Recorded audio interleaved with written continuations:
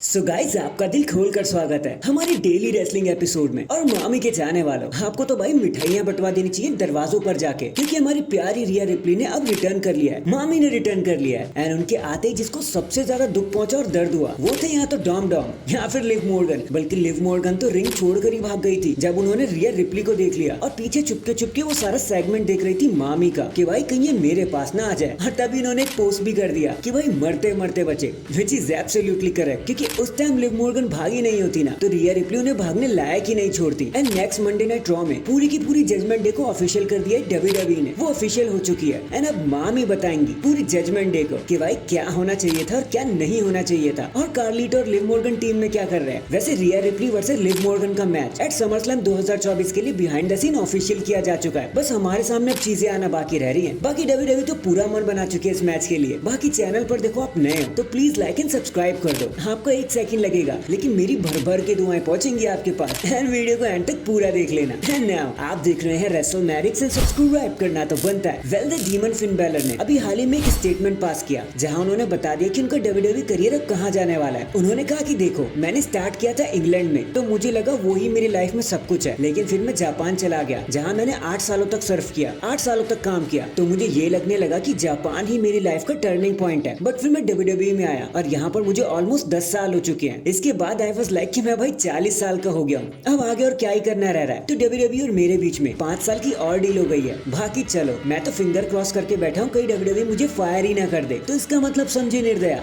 इसका मतलब तो ये है कि फिन बैलर ने एक नया कॉन्ट्रैक्ट साइन कर लिया डब्ल्यूडब्ल्यूई के साथ, जो एटलीस्ट 5 सालों तक तो उन्हें डब्ल्यूडब्ल्यूई के साथ ही रखने वाला है। ऐसे ही खुश रहना फिन बैलर, और ऐसे ही आपके साथ चीजें बेटर ही होते जाए। होप डब्ल्यूडब्ल्यूई आपके साथ कुछ बेटर भी करते हुए नजर आ जाए और आप दोबारा से कोई चैंपियनशिप जीत पाओ। इसके बाद देखो द न्यू ब्लड लाइन क्या कर सकती है और क्या नहीं, वो तो हम अच्छे से देख चुके हैं, उनकी तबाही देख चुके हैं। और रिपोर्ट्स के मुताबिक हाल फिलहाल के लिए जितने न्यू नेम्स ऐड हुए हैं ना बस वही ऐड होंगे, कुछ और नया एडिशन भी नहीं आने वाला। तो वक्त आ गया है कि ट्रिगर को पुल कर दिया जाए, और इस ट्रिगर का मतलब है कि सोलो सिकोवा फाइनली चैलेंज कर देंगे कोडी रोड्स को for the WWE undisputed championship. And शायद इसकी शुरुआत इसी फ्राइडे नाइट स्मैकडाउन से ही हो जाएगी। और रही बात की बची हुई ब्लड लाइन का क्या होगा, तो यार उसके लिए प्लान करके बैठे डब्ल्यूडब्ल्यूई पहले से ही कि उनको भी कुछ टाइटल्स देने हैं, जैसे टैग टीम टाइटल्स हो गए। ये ऑलमोस्ट रोमन के ब्लड लाइन जैसा ही होगा लेकिन कुछ नए चेहरों के साथ। और ये भी माना जा रहा है कि कोडी रोड्स समरस्लैम को अपना टाइटल ड्रॉप करते हुए दिखाई दे सकते हैं और सोलो बनेंगी new champion. And WWE Roman Reigns को तब तक होल्ड बैक करके रखेगी जब तक न्यू ब्लड लाइन अपनी पीक पर नहीं पहुंच जाती या फिर सोलो सिकोवा चैंप नहीं बन जाते। एंड एक छोटी सी बैड न्यूज भी है कि शायद रोमन रेंस समरस्लैम में भी अपना रिटर्न न करे, क्योंकि डब्ल्यूडब्ल्यूई को लग रहा है कि इट्स टू अर्ली।